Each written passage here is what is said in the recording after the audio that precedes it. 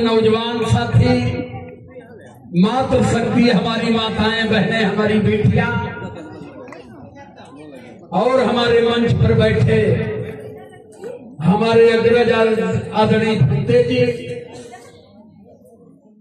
और प्रचंड ज्ञान रखने वाले, अपना पूरा जीवन समाज को समर्पित करने वाले आदरणीय दाता जी और हमारे बीच में सभी सम्मानित साथी, एक स्वर में आप सभी लोगों को सादर जय भीम नमो बुद्धाय बहुत बहुत साधुवाद करता हूं। कार्यक्रम छोटा बड़ा नहीं होता है, भीड़ से कार्यक्रम बड़ा नहीं होता है, कार्यक्रम सोच से बड़ा होता है। हेलो देखा बेटा, सीटी न दे जोन बजट साफ न दे। एक कार्यक्रम जो है एक वैचारिक कार्यक्रम है, विचारधारा का कार्यक्रम है। हमारा जीवन कहां से उठा और कहां आकर के स्थिर हो गया, जीवन हमारा कहां था, इस धरती पर भी बैठने का अधिकार हमें नहीं था, लेकिन आज हम कुर्सी पर बैठे हैं और हमें कुर्सी पर बैठाने में सबसे बड़ी भूमिका इस धरती पर किसकी रही? वहां हमें पहुंचने नहीं दिया गया। हमारे दिमाग को डाइवर्ट करके वहां पहुंचा दिया गया कि आपके भाग में ब्रह्मा ने लिखा तब कुर्सी मिली, आपको माता सरस्वती की कृपा हुई तब आपको शिक्षा मिला। देवी देवताओं के नाम पर हमें भ्रमित कर दिया गया और जिनके आंदोलन के बल पर हमें कुर्सी मिली, हमें सम्मान मिला, हमें स्वाभिमान मिला, हमको संपत्ति मिली, हमको शिक्षा मिली, आज तक वहां हमें पहुंचने ही नहीं दिया गया। अब चूंकि ऐसे बोला जाता है जगह मेरे लिए नई हो, लेकिन मैं आप लोगों के लिए नया नहीं हूं। 7 से 8 लाख लोग हर दिन भारत से लेकर विदेश तक मेरी बात सुनते हैं। 14 चैनल चलते हैं इस जागरूकता अभियान के, तो 8 लाख लोग अगर डेली मेरी बात सुनते हैं तो मैं जानता हूं कि आप लोगों में भी कुछ लोग जरूर सुनते होंगे और सारी बातों को डंका की चोट पर इसलिए बोलता हूं कि हम भारत के शासक लोग हैं। जमीन जंगल जल हमारा है, लेकिन इसे विदेशियों ने हमें दूर कर दिया। तो मैं केवल अपने लोगों को ये समझाने का प्रयास कर रहा हूं कि आप भारत के शासक लोग हो, यहाँ का जल, यहाँ की जमीन, यहाँ का जंगल, ये सब आपका है, लेकिन आपको इससे दूर रखा गया है। बातें आपके बीच में होती रहेगी, क्योंकि अब आप लोग सुनते ही हैं कि हमको बोलने की बीमारी है। आज इस आदमी को बोलने की बीमारी होती है, वो बहुत ज्यादा गाना बजा नहीं पाता है। बहुत लोग कहते हैं कि उसे इतना भाषण देना कि कुछ धूम तरह चुटुक मुटुक गईबे, क्योंकि दिमाग में एक नशा है कि हम अपने समाज को संभ्रांत समाज कैसे बना पाए। जिस बुद्ध को इस धरती से 2600 साल पहले खत्म कर दिया गया, हमारे महामानव विश्व रत्न बोध बाबा साहब अम्बेडकर 14 अक्टूबर 56 को पुनः बुद्ध को धरती पर जिंदा किया। और क्यों उन्होंने जिंदा किया? बुद्ध को जिंदा करने का मकसद बाबा साहब अम्बेडकर का क्या था? बहुत सारी बातें आपके बीच में होती रहेगी। तो ये देखा आदरणीय आप श्री राम शंकर निषाद ग्राम पहाड़ीपुर विधानसभा जहानाबाद महासचिव जन अधिकार पार्टी, आदरणीय आप श्री राम नारायण कुशवाहा ग्राम आलमपुर विधानसभा जहानाबाद कोषाध्यक्ष जन अधिकार पार्टी विधानसभा जहानाबाद फतेहपुर की ओर से आप हमारे भाइयों की ओर से सम्मान में 500 रुपए से धमदान दिया गया। अंतर मन से हृदय की गहराई से सादर जय भीम नमो बुद्धाय साधुवाद करते हुए जितने हमारे बीच में धम बंधु बैठे हैं, मैं आप सभी लोगों की चरणों में कोट कोट नमन करता हूँ, वंदन करता हूँ, अभिनंदन करता हूँ। तथागत की अनुकंपा हो, आपको सत बुद्धि मिले, सत्य विचारधारा आपके हृदय में बनी है।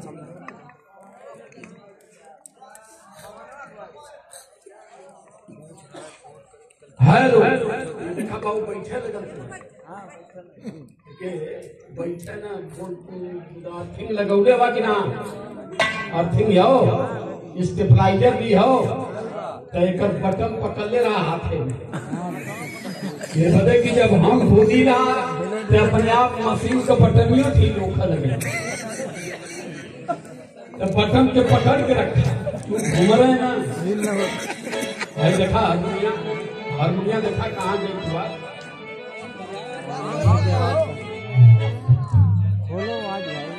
भाई बनावा हारमोनिया का बनावा सुनत बजना तो बात पेलत जा सो तो हमें बनैबा का यहाँ बोध का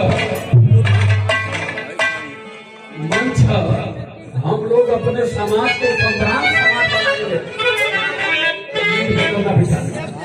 हाँ टेप लेके मापा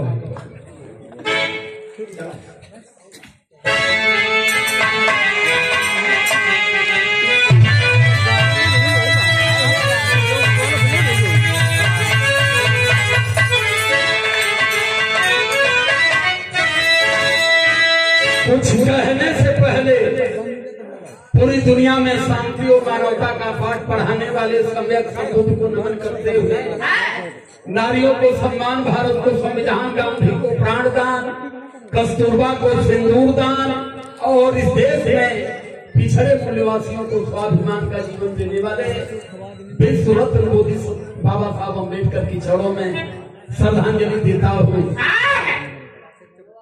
6,500 जातियों में बिखरा ये बहुजन समाज का नाम लेकर के संग्राम समाज, बड़ा समाज, बहुसंख्यक समाज बनाने वाले महामना मान्यवर कांसीराम साहब को नमन करता हूँ। ऐसा रास्ता आपने बनाया कि पूरे समाज को जो जोड़ने का प्रयास रहा मान्यवर कांसीराम साहब का, वो उनकी चरणों में भी नमन करता हूँ। राष्ट्रपिता ज्योतिबा फूले, राष्ट्रमाता सावित्रीबाई फूले, राष्ट्रमाता फातिमा शेख, राष्ट्रपिता उस्मान शेख, जिनके आंदोलन के बल पर हमें पढ़ने का, लिखने का, कलम थामने का अधिकार मिला, लोगों के भी चरणों में नमन करता हूँ। संत कबीर, संत रैदास, पेरियार रामास्वामी नायकर, पेरियार ललई यादव जी, हमारे बहुजन समाज में जितने भी संत गुरु महापुरुष पैदा हुए, मैं सभी लोगों को नमन करते हुए शुरुआत की फर्स्ट पंक्ति आपके बीच में रखता हूँ और एक एक बात आपके बीच में बताता रहूंगा। और आप का काम है कि आप इसको स्मरण करिए, आज मिलाइएगा। इस देश में वीर, काली, दुर्गा, भगवान, भगवती, ब्रह्मा, विष्णु, महेश से और हमारे महापुरुषों से कितना अंतर है। और मैं पूरी गारंटी के साथ कह रहा हूँ कि मन बना करके रखेंगे, सर थोड़ा ज्यादा है, लेकिन दिमाग से सारे भरम, सारी महिला दूर से क्या विकास कर रहा हूँ।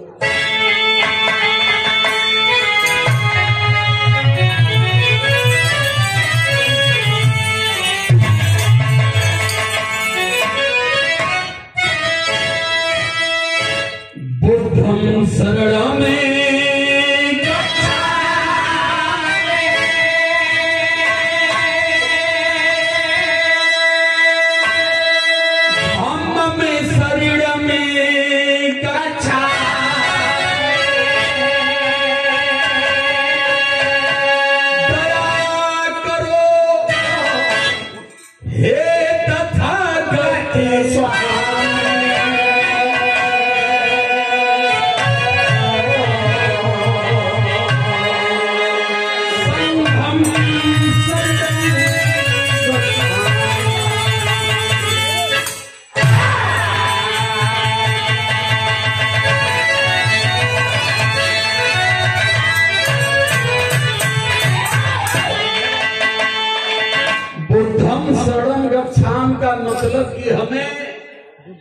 ही की शरण में चलना चाहिए।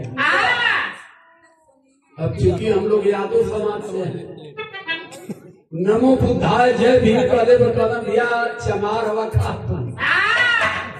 ये बीमारी सबसे बड़ी है। जब आप ज्ञान की बात करोगे तो आपको चमरोटी छका दी जाएगी, और इस संभ्रांत समाज, लठीधर समाज, नमो बुद्धाय जय भीम कर दी तो उगड़ जाएगी।